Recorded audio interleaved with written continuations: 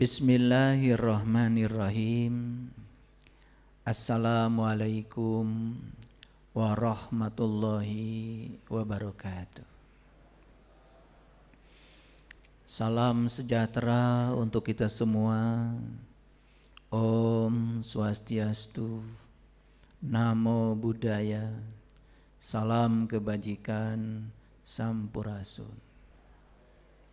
Rahayu Sagung Dumadi, semoga seluruh makhluk hidup di semesta ini, baik yang kelihatan maupun yang tidak kelihatan, di setiap ruang dan waktu, di semua tingkatan, senantiasa hidup berbahagia.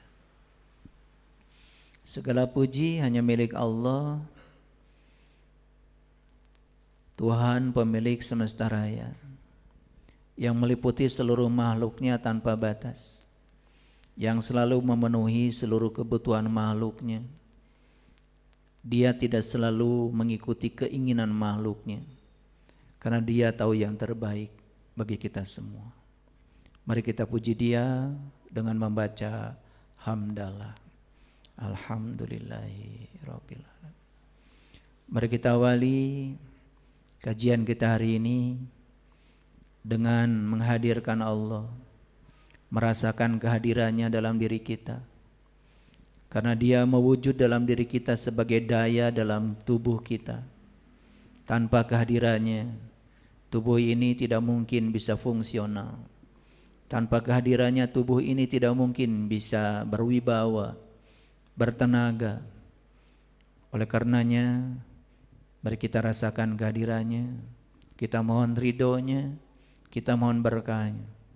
Semoga ilmu yang dialirkan olehnya melalui tangan-tangannya menjadi ilmu yang berkah, meningkatkan kualitas kehidupan kita, meningkatkan kapasitas diri kita,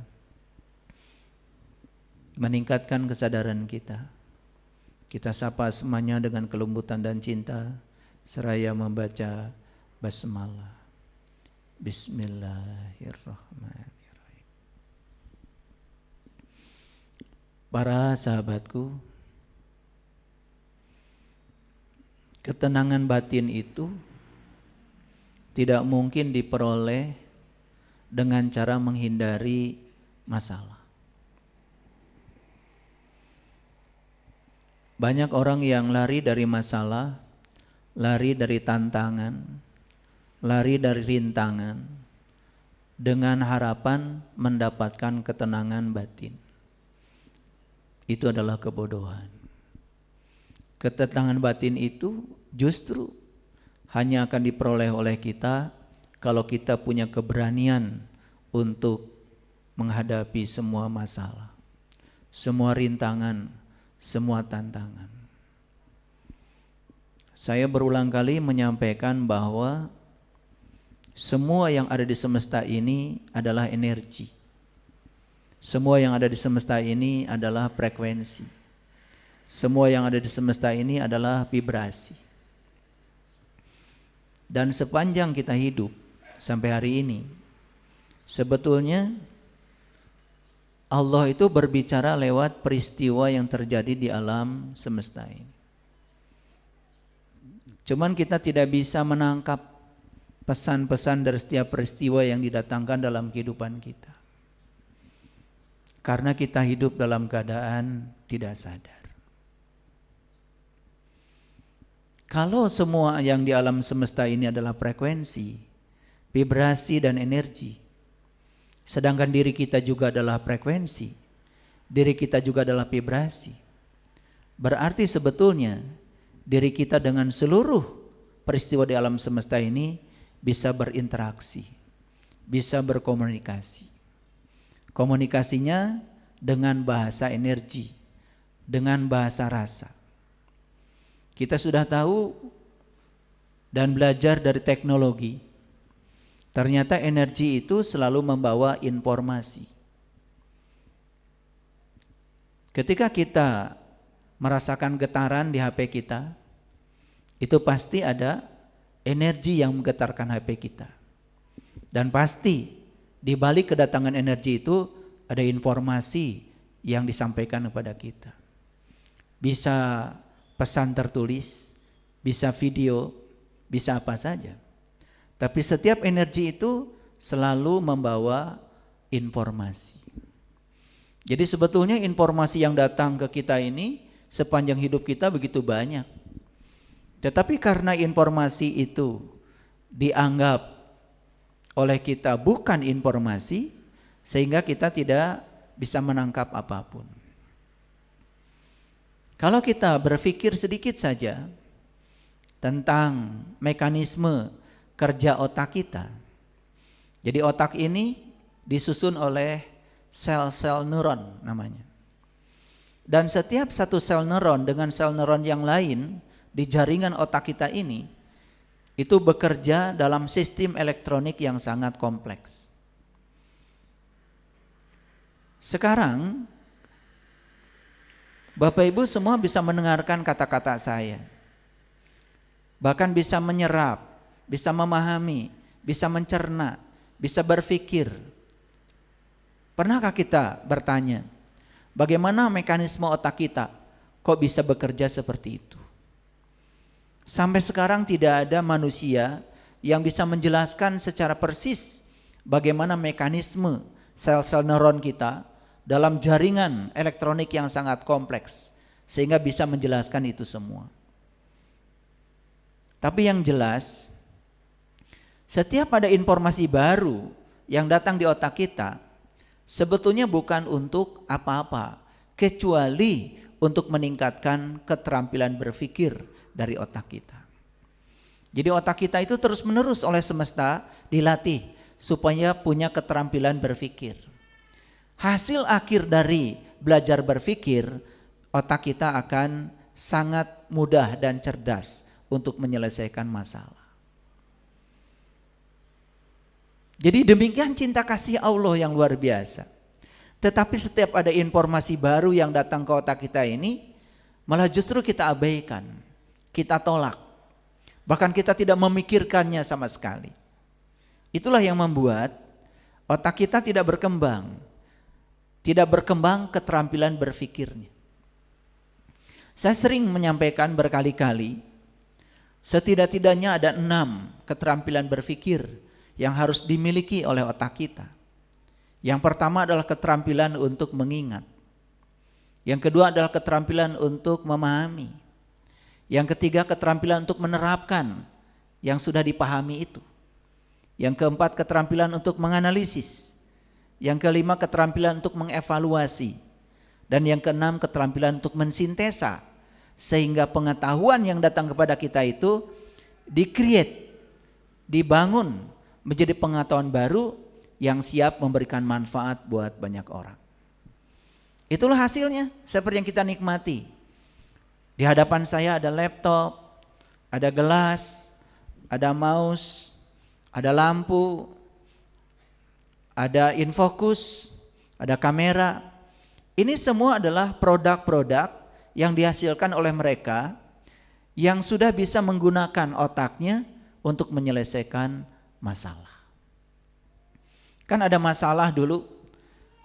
Kalau orang banyak, saya bicara di sini, ternyata suara saya tidak terdengar oleh orang banyak. Itu masalah. Orang yang kreatif kemudian menciptakan amplifier. Bagaimana suara saya yang kecil ini bisa dibesarkan sehingga setiap orang yang datang di sini bisa mendengarkan suara saya dengan jelas. Dulu orang punya masalah, mau minum nggak ada wadahnya, lalu diciptakanlah gelas. Ini kan hasil karya cipta orang-orang yang berpikir. Dulu kalau ada kegiatan seperti ini tidak bisa direkam, tidak bisa didokumentasikan, kan itu masalah. Orang yang kreatif otaknya, ini ada masalah, bagus kayaknya kalau kegiatan-kegiatan itu didokumentasikan. Sehingga kita punya video, punya foto, lalu orang menciptakan kamera, menciptakan video. Itulah orang-orang yang kreatif. Ketika dia berhadapan dengan situasi dan masalah, otaknya langsung bekerja bagaimana bisa menyelesaikan masalah. Ada juga orang yang begitu banyak masalah tetapi tidak ada keinginan untuk berkontribusi menyelesaikan masalah. Begitu banyak respon dari luar, stimulus dari luar, biasa-biasa saja. Tidak ada keinginan untuk membantu menyelesaikan masalah. Nah itulah kelihatan ya orang itu. Keberadaan di alam semestanya kelihatan dari situ. Dia abai. Malah justru di alam semesta ini membuat onar, menciptakan keributan, menciptakan permusuhan. Yang lebih parah lagi, keributan dan permusuhan yang diciptakan atas nama kebenaran. Mana mungkin kebenaran mengarahkan seseorang menciptakan perpecahan, permusuhan, keributan, sakit hati, keonaran? Tidak mungkin. Karena Allah itu adalah sumber kekuatan positif. Karena Allah sumber kekuatan positif, maka siapapun yang bersama Allah, hidupnya pasti positif. Dan semua yang negatif dalam hidup kita bukan dari Allah. Justru itu berasal dari ketiadaan Allah dalam diri kita. Bukan Allahnya tidak ada, bukan Allahnya pergi, tetapi keberadaannya tidak difungsikan oleh kita. Itu yang membuat kita mengalami kehidupan yang penuh dengan penderitaan. Oleh karena itu, hari ini saya akan memberikan topik kecil, tetapi kalau ini didalami dengan sungguh-sungguh, ini akan membuat kehidupan kita menjadi sangat luar biasa menakjubkan. Topik kita hari ini adalah meningkatkan kapasitas diri. Kalau berbicara tentang kapasitas, berarti meningkatkan ruang, meningkatkan kemampuan. Ya. Mobil bisa mengangkat 3 ton. Ternyata kemampuan mesinnya masih bisa mengangkat 6 ton. Maka kapasitas mobilnya diperbesar, karoserinya diluaskan. Itu namanya meningkatkan kapasitas. Sehingga daya tampungnya itu menjadi sangat besar. Kalau kita mau sedikit saja belajar dari sifat-sifat Allah. Sifat Allah. Makanya hampir semua kita sepakat bahwa Allah itu adalah maha dalam segalanya. Maha pengasih, maha penyayang, maha lembut, maha luas, maha gagah, ya, maha agung, maha besar. Tetapi pernah nggak kita berpikir sedikit saja, apa sih artinya maha itu? Coba belajar untuk merasakan, sehingga kata maha itu masuk ke dalam kolbu kita, bukan sekedar di otak kita. Saya beri contoh yang sederhana.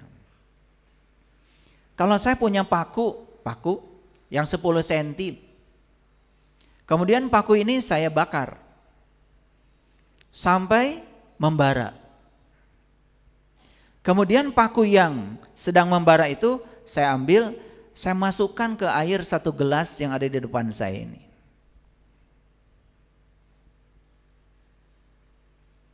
Kira-kira air ini terpengaruh gak oleh paku yang saya bakar tadi?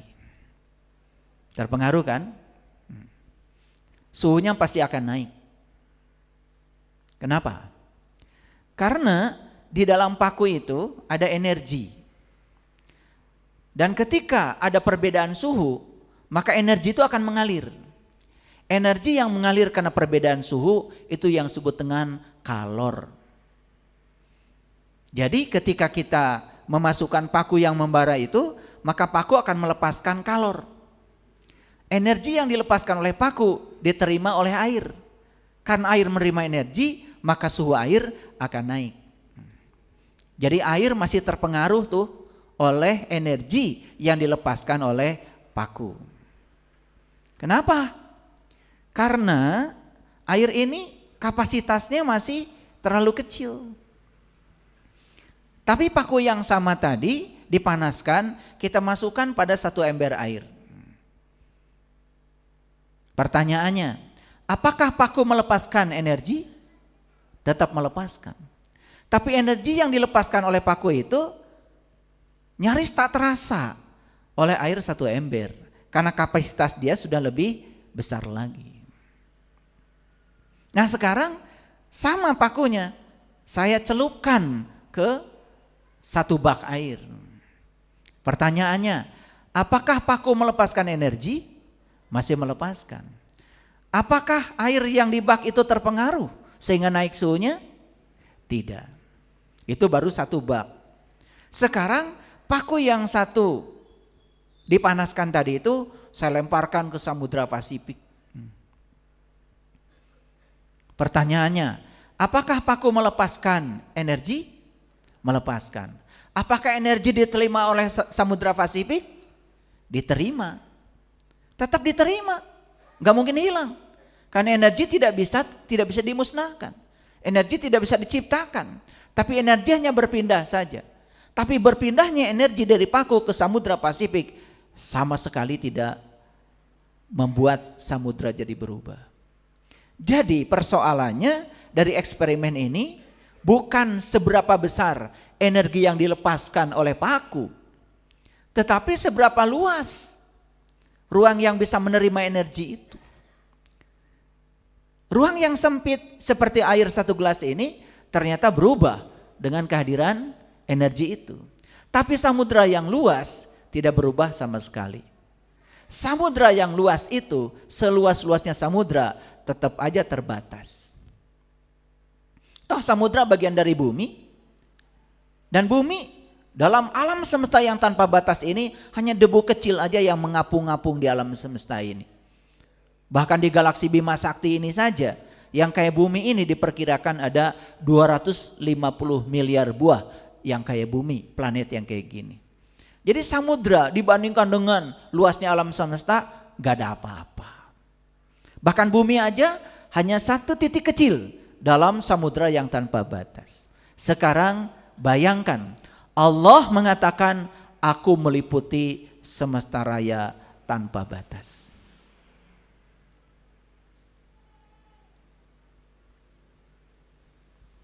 Jadi paku yang tadi panas itu dilepaskan ke samudra aja yang terbatas, samudra tidak apa-apa.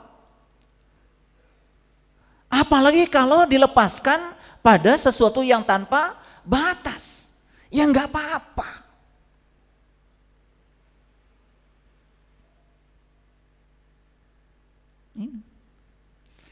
Orang lain marah, kalian marah. Sudah terjawab sekarang masalahnya. Sudah terjawab.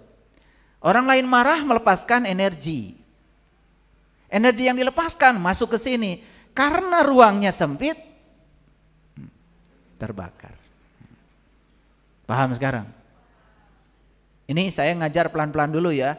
Secara saintifik supaya mengerti. Yang lulusan SD juga bisa. Gak usah S4. Jadi masalah kita itu sebetulnya masalah kapasitas. Karena ruangnya sempit, di ruang sempit apapun yang datang selalu terpengaruh. Sedangkan leluhur kita mengajarkan kepada kita ya harus bisa mati selagi hidup. Mati selagi hidup itu artinya kita hidup tapi kayak orang mati, tidak bereaksi. Kan masalah besar kita itu bukan pada masalahnya. Masalah besar kita itu adalah reaksi kita terhadap masalah. Macet itu tidak ada masalah. Tapi ketika reaksi kita terhadap macet negatif, kan itu yang jadi masalah. Kepala jadi pusing. Uring-uringan, marah-marah, setelah itu juga tidak mengubah keadaan. Betul nggak? Karena kita mencoba mengendalikan sesuatu yang jelas-jelas tidak bisa kita kendalikan. Coba kita kendalikan pikiran kita, kendalikan emosi kita.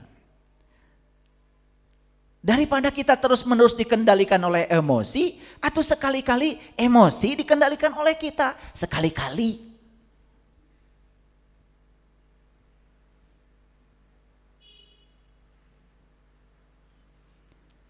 Ada orang marah, kita bereaksi, gak apa-apa. Reaksi spontan kita itu alami. Tapi jangan keterusan.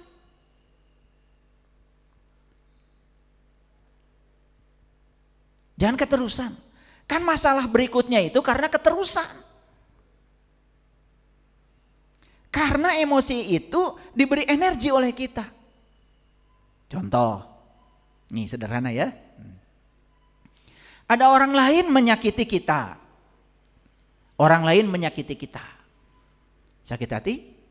Oke. Berarti samudra atau gelas? Gelas, enak aja. Paling juga sendok. Ngaku gelas aja terlalu luas itu.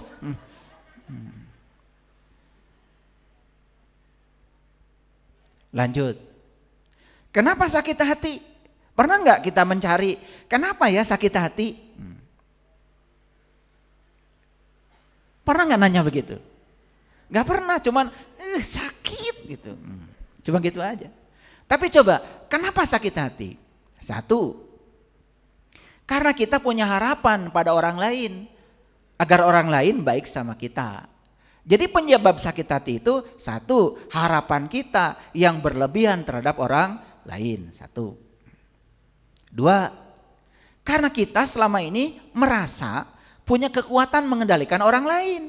Saat orang lain tidak bisa kita kendalikan, malah dia mengendalikan kita jadi sakit hati. Dua. Tiga, ya. Sebetulnya kemarahan dia tuh asalnya netral. Tapi dinilai oleh pikiran kita itu salah. Penilaian kita terhadap dia itu salah. Itu yang membuat kita sakit hati. Tiga.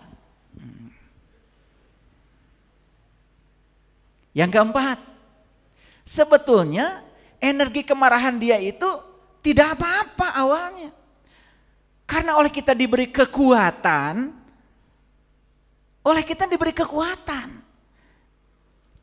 pikiran kita ngasih energi sama kemarahan dia atau puku.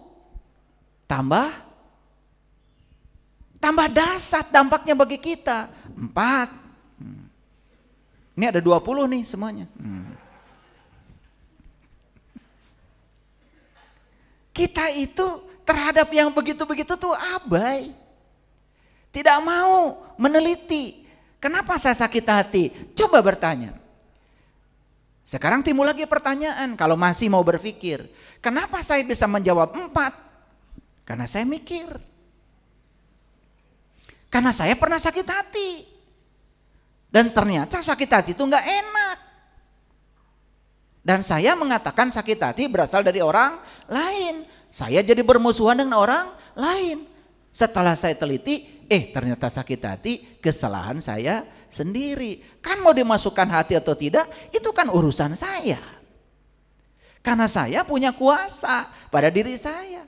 Tapi saya tidak punya kuasa mengendalikan pikiran, tindakan dan perasaan orang lain. Orang lain mau mikir kayak apa, mau bicara kayak apa, itu urusan dia dengan dirinya. Menjadi urusan dengan saya ketika reaksi saya terhadap itu negatif. Nah, ketika kita bereaksi negatif, kita tuh sedang memindahkan energi kepada orang lain. Energi dia semakin kuat. Paham? Oke. Pelan-pelan ya ngajinya, biar masuk nanti, masuk. Sampai nanti keluar dari ruangan ini tahu, oh saya ini satu air di gelas aja belum tentu. Siapa tahu satu tetes air. Betul nggak? Makanya paku yang tadi itu kalau satu tetes air ngagolak. Betul nggak? Jadi kenapa suka gampang mendidih? Kenapa gampang marah? Kenapa gampang tersinggung? Kenapa reaksi kita selalu negatif? Masalahmu bukan masalahku. Ruangnya terlalu sempit. Sehingga cocok ya kalau hari ini kita belajar meningkatkan kapasitas diri. Yuk perhatikan saya. Pernah lihat balon? Pernah. Ada yang belum pernah lihat balon?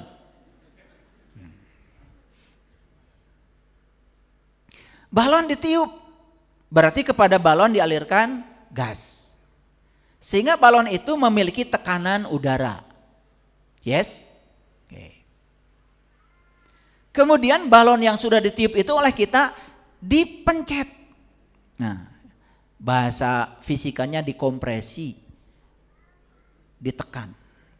Sehingga volumenya mengecil. Sedangkan jumlah udara di balon itu tetap, bukan? Kalau volumenya dikecilkan, berarti tekanan membesar. Saking besarnya tekanan di dalam, maka balon yang kita miliki ini gak kuat menahan tekanan. Maka udara yang ditekan itu pasti akan mencari jalan keluar. Terjadilah ledakan, dar. Ya, kan gitu. Meletus balon hijau, dar. Gimana meletus balon hijau? Dar. Itu. Jadi dar itu menceritakan suatu ledakan. Dan kenapa ledakan itu terjadi? Lagi-lagi, karena asalnya volumenya besar, disempitkan oleh kita. Sementara udara yang ada di balon tidak berkurang, tekanan membesar. Apalagi di tempat yang panas. Sudah disempitkan, suhu meningkat. Otomatis tekanan meningkat, permukaan balon tidak cukup untuk menahan lagi. Terjadilah dar, ledakan. Kembali lagi, suka ada yang meledak di ruangan ini? Saya malas nanya begini sebetulnya. Dari wajahnya ini semuanya ya wajah meledak semua sebetulnya. Ya. Jadi makanya dikaitkan dengan teori frekuensi tadi. Judul ini energi bukan? Energi. Lah kenapa kalian yang hadir di tempat ini hari ini dapat judulnya ini? Berarti satu frekuensi. Jadi tidak ada yang kebetulan dalam hidup itu, nggak ada. Kalau menggunakan teori frekuensi dan vibrasi itu semua itu menjadi nyambung, masuk akal. Jadi sekarang sadar, oh kenapa hari ini saya datang di sini dan kenapa judulnya adalah ini? Karena judul ini sefrekuensi dengan frekuensi saya. Paham ya? Oke. Kesadaran itu tumbuhkan supaya kita gampang menerima kebenarannya. Jadi ketika disempitkan ruangnya pasti akan meledak. Ini kaca. Ini kaca ini kalau kena panas itu memuai.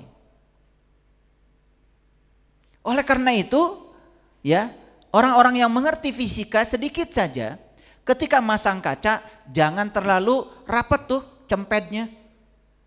Jangan terlalu rapat itu penahannya. Beri ruang sedikit supaya saat dia memuai dia punya ruang untuk memuai sehingga kaca tidak mungkin pecah. Pernah melihat kejadian kaca pecah? Ya, tetapi tidak dikasih tekanan apa-apa. Itu karena peningkatan suhu saja, karena tidak ada ruang, pecah tuh. Itu juga sama, meledak namanya. Rel kereta api. Kalau kita lihat rel kereta api tidak panjang, misalkan 40 km panjang, tidak. Itu rel kereta api itu potong-potong aja. Antara satu rel dengan rel yang lain itu ada ruang kosong. Karena kalau suhu memuai, dia harus ada ruang untuk memuai. Berubah volumenya. Seperti itu. Nah, sama. Bayangkan dalam hidup kita. Saat ada tekanan yang besar, di dalam memuai, ruang tidak ada. Yang pertama akan lari ke sini, ke otak. Dua lari ke sini, ke mulut. Yang berikutnya lari ke dalam tindakan. Kalau tidak bisa tersalurkan lewat ini dan itu tindakan, berikutnya apa? Kayak balon. Tubuh kita menjadi simptom. Tubuh kita tidak kuat lagi menahan tekanan itu. Timbul kanker. Timbul berbagai macam penyakit. Dan kita selama ini tidak mengerti. Dikiranya penyakit itu malah dari Allah katanya.